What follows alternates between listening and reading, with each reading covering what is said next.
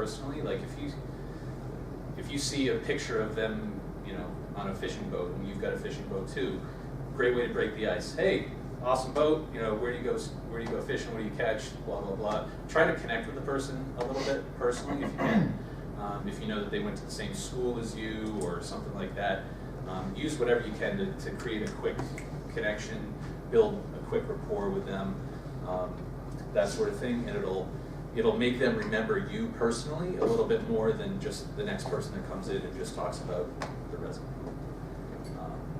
There's a lot of different, I definitely do some research on different interviewing techniques, different questions that you can ask. There's going to be different questions that you should ask for each position. I can't go through a list of all of those right now, but similar to when you're writing your resume, come up with a lot of questions before you go into the interview so you know what you're going to ask. Never go into an interview, talk to somebody, and don't have a question for them. You want to show that you're interested in the company or in the position, in the school, working, what you're going to be doing. If somebody just comes in and tells me about what they do in their job, what they've done in the past, and I ask them if they have any questions, and they say no, they're not going to get the job. You have to show interest in what we do. You have to show an interest in being hired. Like, we want to know why you're interested in this. We want to know that you did your research, that you know about the position, about the company, about the school, whatever it is. Show us that you're interested. Sell us on you. So if you don't have any questions, then it's not you're much less likely to get the job or a second interview. Because a lot of times it's not just one. Most of the time it's not just one. Anything else? No. Sweet. Technology. All right. So, considering opportunities. So, assuming everything went right, you got your resume, you grabbed somebody's attention, you got an interview, and you got a job offer. Don't concentrate too much on one thing. Consider the whole opportunity, not just the base salary, not just the location, not just this, not just that. There's a lot of different things that go into any job opportunity. Obviously, base salary is the biggest one, or base compensation, base rate, base hourly rate, whatever it is. That's going to be, first and foremost, minimum, this is what I need. That's fine. But I would, if you have multiple opportunities that you're considering, take a look at how each one is structured, because any company, any organization can create a total compensation and benefits package that at the, just looking at it, if you just look at the base numbers, might be way off. But, say somebody's paying, say somebody's going to pay you 30 grand a year, and somebody's going to pay you 40 grand a year. And the first reaction is like, oh, well, 10 grand more, I'm going to take the 40 grand position. But if they're offering you other ways to get paid, if they're offering you better benefits that have more compensation value, if it has a better culture, better people, if there's better opportunities for you to grow from that position onto the next position, then 10 grand in the next 3 years isn't going to make a big difference. If there's the opportunity for other career growth after that position, take that very heavily into consideration. This isn't going to be, the first job that you have out of school isn't going to be the last job you have out of school. So think about what the position offers you as a first step towards the rest of your career. And if that provides you more value in the future, then think about that. Let's see.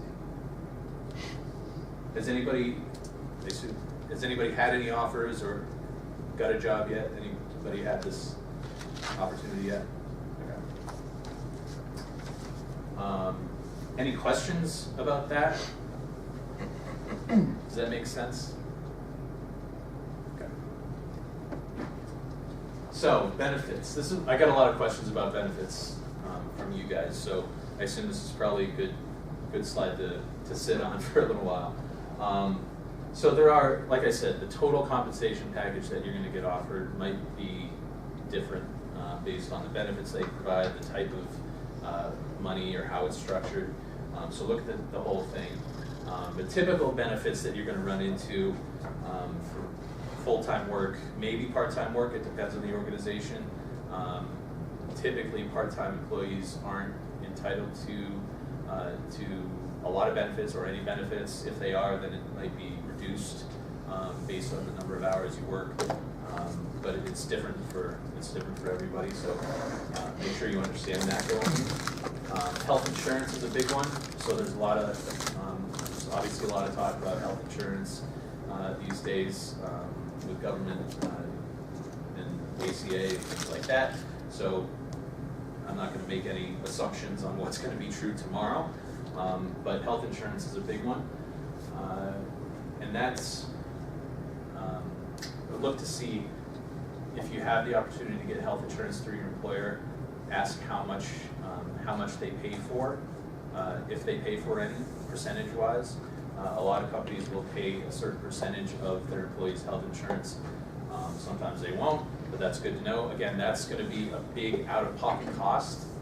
Again, in that example that I gave you, if you're looking at a 30 grand position versus a 40 grand position, but that 30 grand position offers 100% paid health insurance, that's going to be, you'd be paying for that on your own if you're at the 40 grand position, and you're probably going to be making less money in the end. So think about that.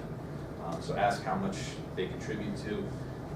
Vacation, sick days, paid time off, holidays. So PTO, paid time off, is really usually a combination of vacation and sick days, where companies will just lump paid time off or lump vacation and sick time into that one category, so you can use it for whatever, whether it's vacation or sick.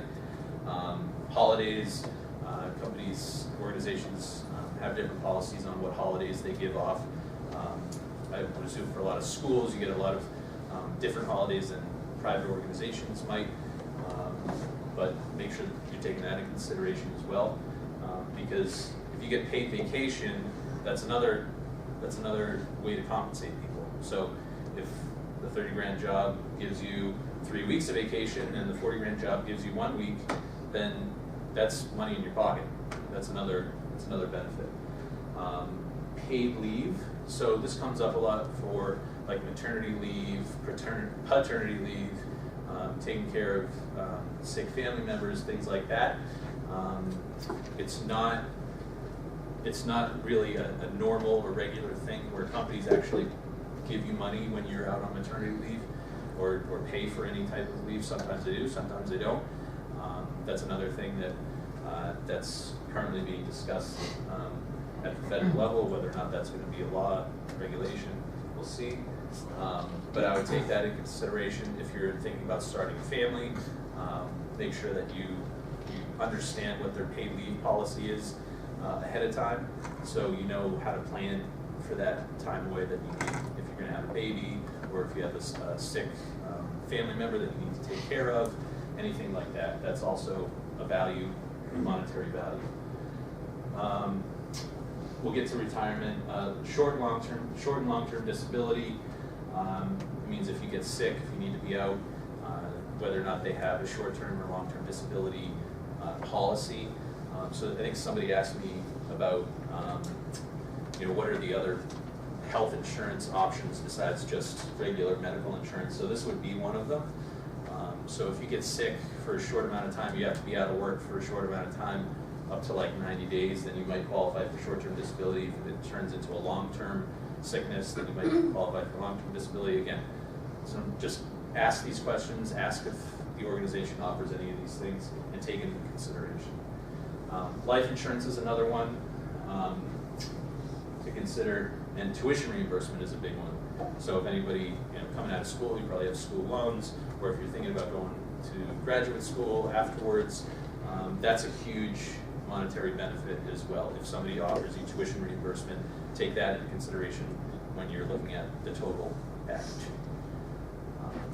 And then retirement investment options. So this is probably where I get the most questions from you guys on, and I think Katie will help you with some of the stuff. But retirement investment options, so there's a lot of different options that you can participate in. And again, it depends on the organization, whether or not they have a program or they don't, whether you have to do it on your own. My company, we match a a 401k contribution up to a certain percentage of our employees. So if they contribute up to a certain percent, we'll match at 20% of that rate. But that is not the same for everybody. So make sure that you're asking the question about what that rate is. Yeah? In terms of your 401k, you know, people are like, oh, I'm just buying into this retirement plan. Eventually you're going to be old and you're not going to want to work anymore. And this is how, like, you're saving money for when you get to that point you don't want to work anymore. Like, your parents probably starting to really think about, hey, I don't want to work for the next 20, 30 years. I don't want to work till I'm 75, 80. Good thing to know is that with 401ks, your contribution is pre-tax. Yeah. So you're really not going to see any money less in your paycheck.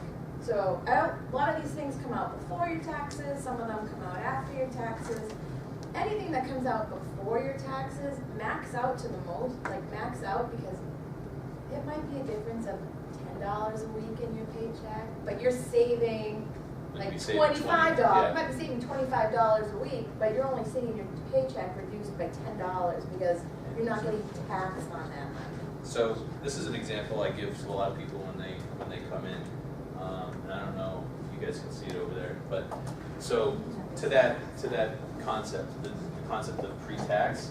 So say somebody pays you $100, like that's your salary. Just say your salary is $100, and you want to put in $30 to your 401k, right? So that's 100 minus 30. So you go home with $70, right? If you do it pre-tax, that's after tax. Or what did you put it? Sorry. The tax rate is 30%, so you have $70, and then you put in the $30 for your 401k, you end up with $40. If you take the tax out first, so 100 minus 30, so you have $70, and then you get taxed on $70. What's 30%? So what's that? 21, right? So 49. You go home with $49 instead of 40, and you save the same amount of money. So it's out of your pocket. At the end of the day, you go home with more money, and you save the same amount. So whenever you can save pre-tax, do it. I mean, and just max it out. I mean, Yeah. you're gonna learn to live without it anyways. Just know that, you know, you're doing 70-year-old yourself a huge favor. You know? Maybe there's an example, and I should have had this slide. I should have put it in. If you contribute, and I know these are big numbers, but if you contribute $5,000 a year, starting as soon as you graduate, from like when you're 22 to when you're 32, and then you stop, $5,000 a year for 10 years, you're going to have like over $1 million just that 10-year period. If you stop investing after that, you're going to have like $1 million by the time you retire. If you start when you're 32, it's going to take you 30 years to get that same amount of money. So the sooner you do it, the sooner you put in as much money as you can, the more it's going to grow in the future, the more you're going to have in the future, unless you have to worry about it when you have kids, when you have a family, when you have a house, things like that, and when it's tougher to save. And I'm sure you'll get into some of this. In terms, yeah, go ahead. Could you speak to whenever the individuals are given the opportunity, so they were accepted, they were offered the position, they accepted the position, all of this information will be flooded at you as you know, so now you're all like, woo-hoo, I got a job, and now they're going to sit down and HR is going to say, blah, everything that we're describing right now, and they're going to say, okay, by Tuesday you need to, you know, here's the health insurance, you need to figure out what health insurance that you want, are you interested in long-term disability, short-term retirement, they're going to be saying all this information to you, so this is a great time to sit down and reflect and ask them questions such as, what are the different types? Can you give me some insight to that? And they'll give you all this information, but with that, you have to be the one to choose this, because they're not going to choose this for you. So this is time to do a little bit of research, and also if you can go to how long within your company are there acceptable roll-ins? Like, you just can't say, oh, I don't like this insurance company anymore, I'm done. It doesn't work that way, am I correct? Yes, correct. So Yeah, a couple of the questions that you guys had, and I can't remember if I put them up here. We have 2 slides of questions, but I think some of these I've gone over, and some of them I may not have already. But I remember somebody asked if they can change their health insurance or something halfway through or partway through the year or whenever they want. The answer is no. There's an open enrollment period when you guys have to engage and sign up for health insurance, and then you're pretty much signed up for that health insurance until the next open enrollment period the next year. And it's gonna vary organization to organization, what the actual dates are and when coverage starts and things like that. Unless you have a qualifying event, then you can't change your health insurance. So qualifying event means, you know, death in family, you get divorced, you have a kid, something like that, where your family situation changes, then you can change your health insurance outside of that open. Loss of a job. Yep. So there's a few very strict rules about when you can change your health insurance. But for the most part, if you're just, you know, you're the same person, you're in the same situation that you are the next year, it's going to take you a year in order to change it if you want. So make sure you're considering that whenever you're signing up for stuff. Yeah. When you say you can change it with loss of a job, is that like just if you're fired, or if you're fired, you quit, you can change it either way? Yeah. Usually if you have health insurance through your employer and you quit, they're not going to keep paying for it. You'll have the option to go on COBRA, which is basically well, if you're going to a brand new employer, if you just you quit on Friday and you start on Monday, then you're just going to sign up for the insurance that starts on Monday, and your coverage will end with the other employer on Friday. So that's easy enough, and that's easy to do. Otherwise, if you quit or you get fired and you don't have a job after that, you can cover yourself through COBRA for that same program, but you're going to be paying all of the costs. So if your employer picked up 50% of your health care at your job, and then you don't have that job anymore, but you still need health insurance, then you're going to be paying that other 50% as well. It's going to be that much more expensive. Yeah. So you can't then just switch to like the Health Connector plans?